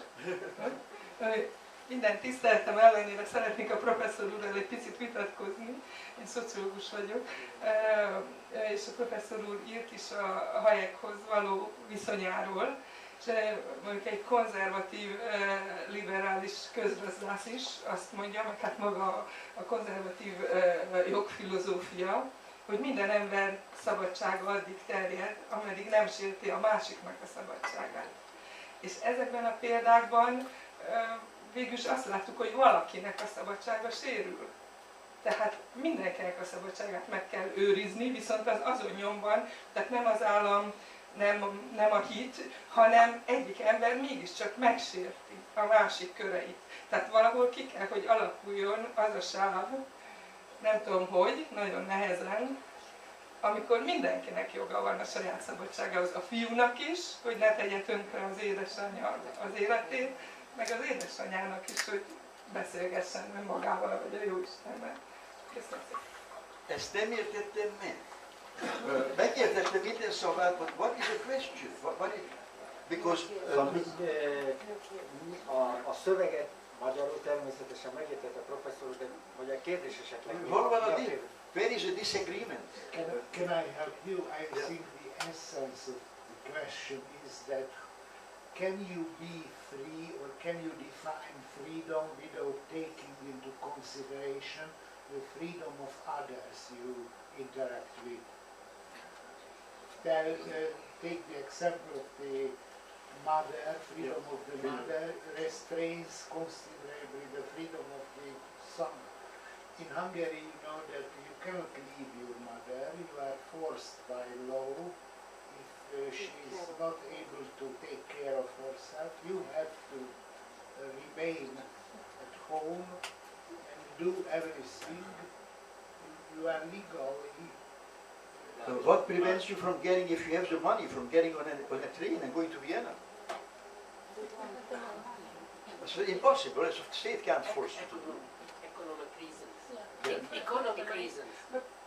Well, but then we are talking about the problem of poverty.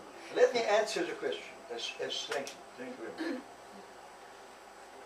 She's a so-called conservative. Hayek never called himself a conservative, by the way. A classical liberal. Classical liberal. Hayek saját maga nem hívta konzervatívnak, hát klasszikus liberalista volt.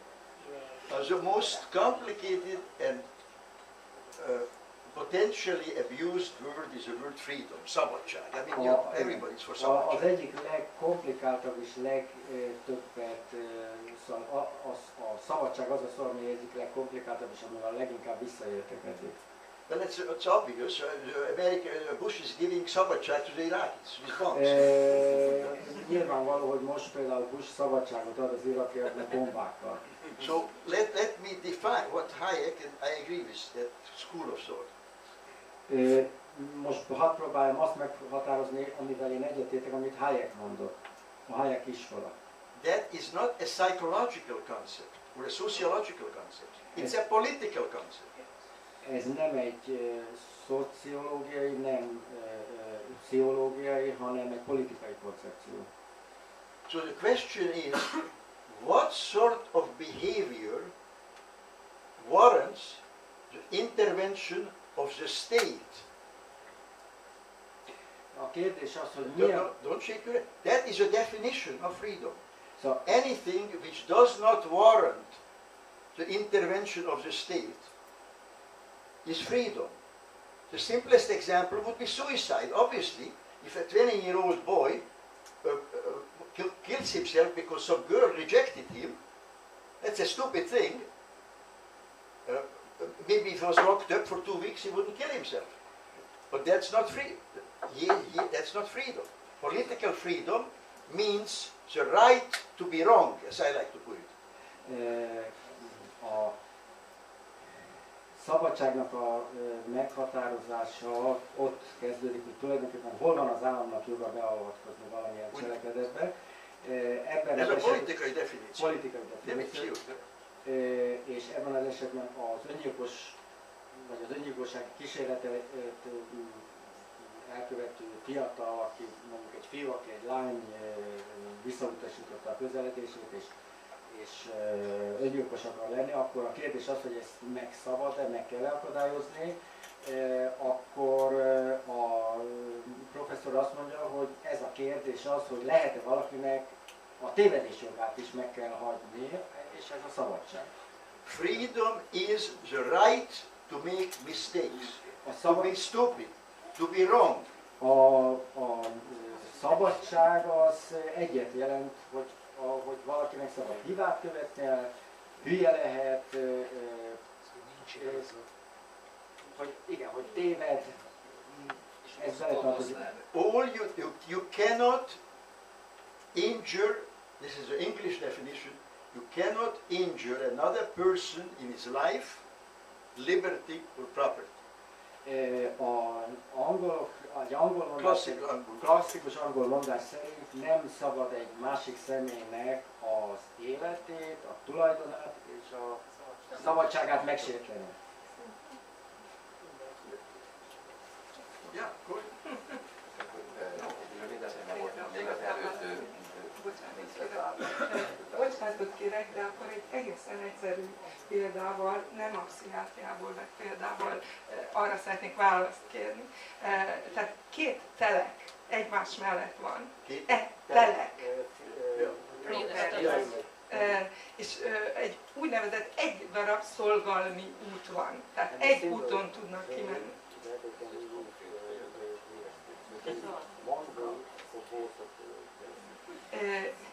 Tehát mind a két telek tulajdonosnak kötelessége megengedni, hogy a másik is azon járjon, mert különben nem tud kimenni a telkéről. És az egyik azt mondja, hogy én rossz vagyok, én nem engedem a másikat kimenni a saját házából. Mi a megoldás? That's what we have the law for, the law court. Erre van a bíróság. That's a beautiful example. Ez egy nagyon szép példája annak, hogy erre való a bíróság. But what are the lawyers for? What are the courts for? Ezt a jogászoknak kell, az ügyvédeknek kell eldönteni, a bíróságnak. But that's it's very simple. It's a legal question. Hadd folytassam az előbb, elnézést, még két példával állok elő, aztán utána én befejezem a példálozást. Az egyik az, hogy ugye, tehát az, hogy az anyját ott hagyja, vagy nem, az, hogy hagyja-e magából halucinálgatni, ez különösebben tényleg ilyen szempontból nem közügy. De mihelyt egy ember egy budai házat felrobbant azért, mert ő elhagyta valaki, és az összes lakót ki kell emiatt költöztetni, és isteni szerencsé, hogy többen nem halnak meg benne. Mihelyt egy ember beül egy vezetőfülkébe a repülőgépen, és neki megy a World Trade Centernek, akkor erről hogy gondolkozunk? Well, the first example, a person, igen, tehát fölrobbant egy házat itt Budán, néhány hete, azért, mert ő öngyilkos akar lenni. Az ő öngyilkos tette más embereket injured, veszélyeztet. Mi legyen azzal az emberrel a gondolatunk, aki beül a repülőgépbe, és neki vezeti a repülőgépet a World Trade Center. Yes. Most igen, ez egy tragédia, nem viccelek. But there's no problem. He's dead. Before that you didn't know it. What is your question? You didn't know it. If you knew it, then you would arrest him. Hát gondolom a repülőgép. Yeah. Szóval ott a probléma az volt, hogy senki sem tudta, hogy... But look, the intention to commit a crime, Commit suicide. no, that's a crime if you were to commit suicide in such a way that you kill other people. Ezt nem lehet öngyilkosságnak meghatározni, más embereket akartak ők megölni. Your questions are wonderful and I could be here for 2 months. Because a kérdés csodálatos, és 2 hónapig is itt tudnék lenni. Because we are now touching on another issue, namely what is private area and what is public area. Mert most egy olyan területre érkeztünk el, hogy mi a publikus és mi a privát. Közügy és magán. Because there are many acts which are not only legal but good. Nagyon sok olyan cselekedet van, ami nem csak jogszerű, hanem jó is. Which is illegal in public. Ami viszont illegális közönséges. Having sex with your husband in public. Az a Váci utca. You have to commit suicide in private. Hogy az öngyilkosságot azt... Just like you have to masturbate in private. You have to have sex in private. So you see, it's all mixed up. Now, but you are raising another issue, which is fundamental in political philosophy. Viszont fölvett egy olyan kérdés, ami alapvetően fontos a politikai filozófiában. Forget psychiatry. Felejtsük el a pszichiátriát. In English, Béla, preventive detention. Megelőző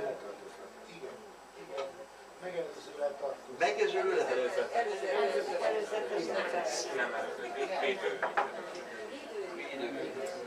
Now, in English and American political philosophy, preventive detention is the hallmark of a totalitarian society. Because it means that you lose your liberty even though you didn't do anything. Az angol száz jogrendben a preventív letartóztatás az tulajdonképpen a totalitárius rendszereknek a legfontosabb jellegzetessége, mert még mielőtt valaki bármilyen bűnt elkövetett volna, letartóztatnak. How can you prove that you won't do something in the future? Think about it philosophically. Filozófiailag hogy lehet azt bebizonyítani, hogy valaki nem fog elkövetni valamilyen bűncselekményt a jövőben?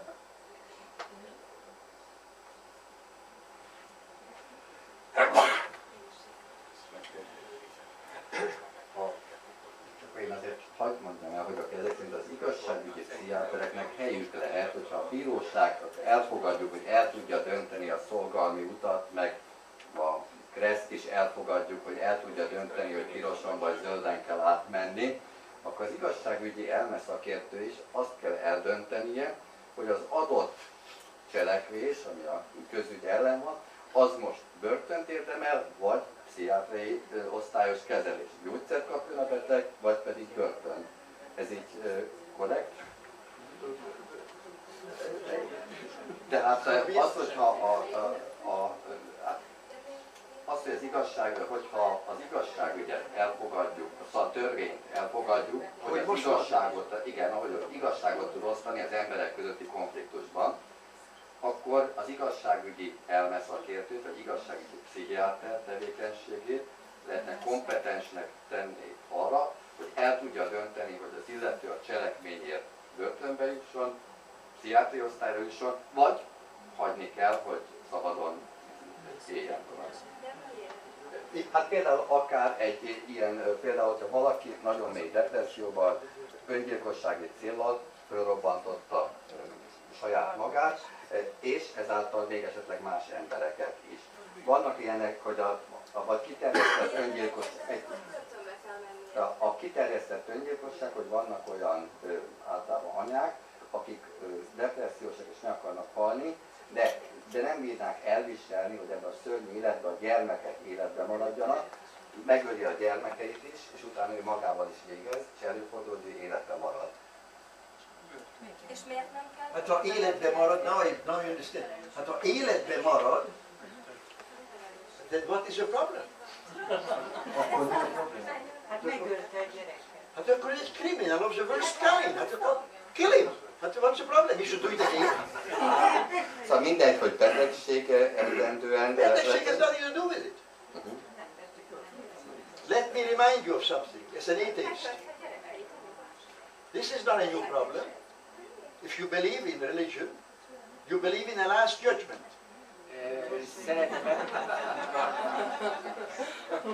Szeretnék arra emlékeztetni, hogy szóval ez egy régi probléma, és hogyha hisznek az utolsó ítéletben, Then there is a last judgment. igen, és hogyha valaki vallásos, akkor hisz az utolsó ítéletben. Does God ask a psychiatrist Az Isten megkérdezte a pszichiátert, hogy Who is guilty, who is innocent, and who was sick?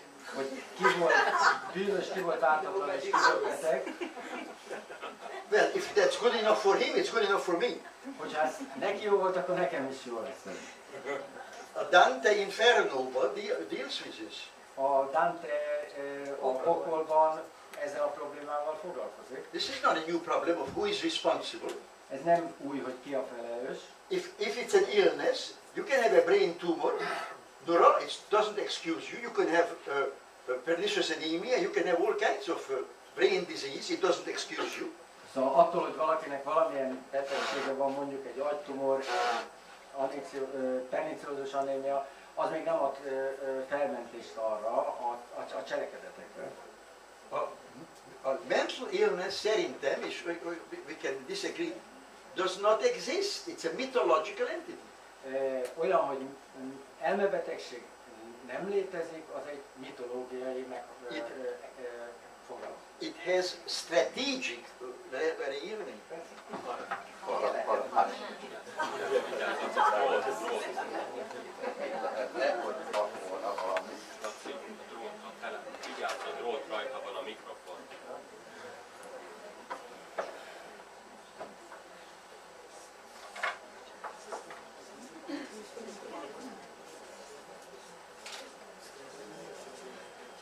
Leírás, meghatározás.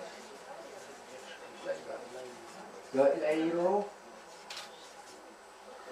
Előíró. Igen.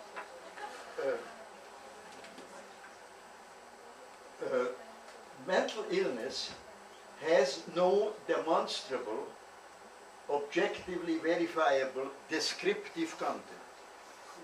Az elmebetegségnek nincsen tárgyilagosan meghatározható, leírható tartalma.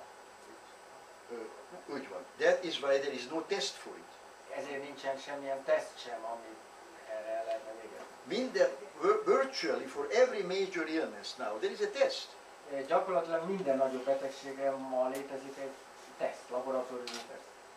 AIDS, you have a broken bone, cancer, whatever. AIDS-re, csomttörésre, daganatra. Pathology, cytology, histology, immunology, radiology, these are all tests. There is no test for anything. It has an immensely rich prescriptive content. Viszont egy nagyon rendkívül gazdag leírásos Prescriptive, azt nem tudom. Előírás. Ja, hogy ilyen utasító meghatározások vannak. Kritériumok. It tells people how to live. Elmondja az embereknek, hogy hogyan kell élni. For example, if you don't like your wife and can't have sex with her, take Viagra. Hogyha nem szereted a feleségedet és nem lehet szexuális életed, akkor Viagrát kell szedni. And that's advertised, that's a treatment. Ezt mint kezelést reklámozzák. You see, we have treatments now for non-diseases. Most kezelések léteznek, nem létező betegségekre. This is not unique to psychiatry. Ez viszont nem csak a pszichiátriában fordul elő. Plastic surgery. A plastikai sebészetben ugyanez. People want to change how they live. Az emberek meg akarják változtatni, hogyan élnek. Again, think of the examples. Masturbation was a mental illness. A maszturbáció az elmebetegség volt. Homoszexuális betegség volt. A homoszexualitás is elmebetegség Most már volt. nem. Ma már nem. De a transzexuális az még mindig betegség. Transsexualism is still in the DSM. Pedophilia is in the DSM. A pedofilia az még mindig a DSM. These are simply unwanted behaviors and the prescription is do something to this person. Ezek még a mai meghatározás szerint mind olyan viselkedésformák, amik nem kívánatosak. This is a complete, obviously it's a completely different point of view from that of psychiatry. Természetesen ez egészen más nézőpont, mint a klasszikus. As I like to say, we can't both be right. Mind a kettőnknek nem lehet igazán. Mind a kettő lehet rossz. Both can be wrong. Valamelyikünknek. No, both can't be right. Mind a kettő nem lehet igaz. But both can be wrong. Mind a kettő nem lehet igaz.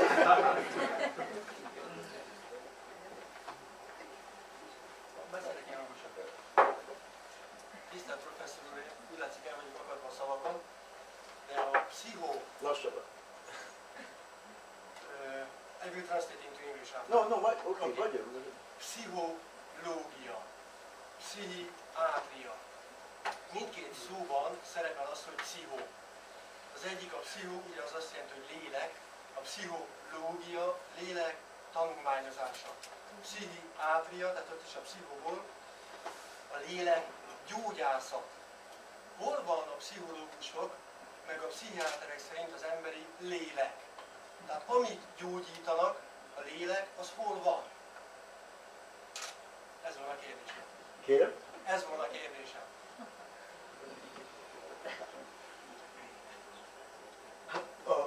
The answer to the question is that psychiatrists, this is not a new idea, that's why I mentioned neurosyphilis. Psychiatrists have always said they are treating brain diseases.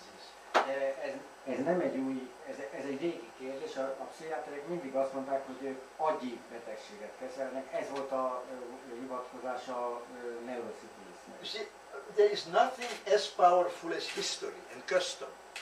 Semmi sincs erősebb a történelemnél és a szokásoknál. This is how psychiatry started out as a part of medicine. Így kezdődött a pszichiátria története, mint a medicinának egy része. Because people who had neurosyphilis or brain injury, mert azoknak az embereknek, akiknek neuroszifilisük vagy agysérülésük volt, and más ilyen dolgok agyából, they behaved very badly. És ezek nagyon rosszul viselkedtek. So people thought, if you behave badly, you have a brain disease. Ezért azt mondták, hogy ha rosszul viselkedsz, akkor valamilyen agyi betegséged van. It's a big mistake. Az véleményem szerint ez egy súlyos hiba.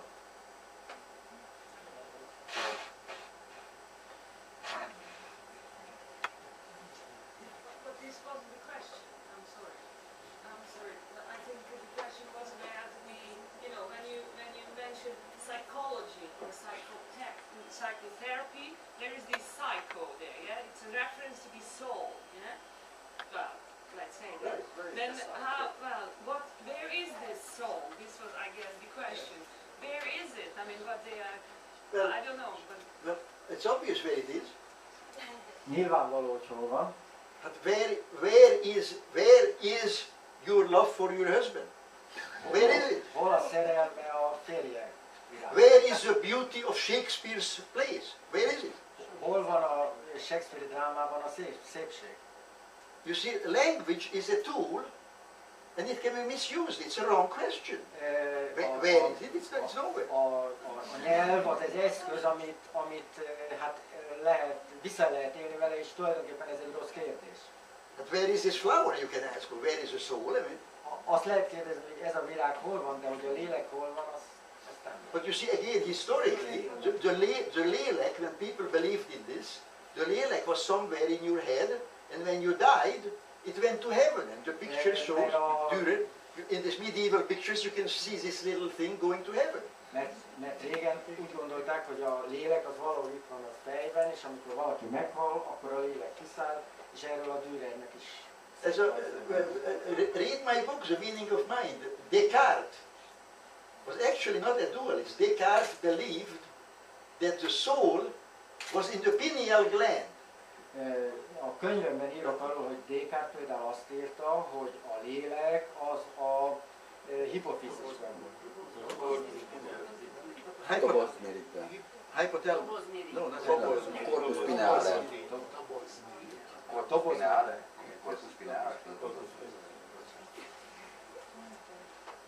Maybe we should stop. Talán most be kéne fejezni, azt mondta a professzor.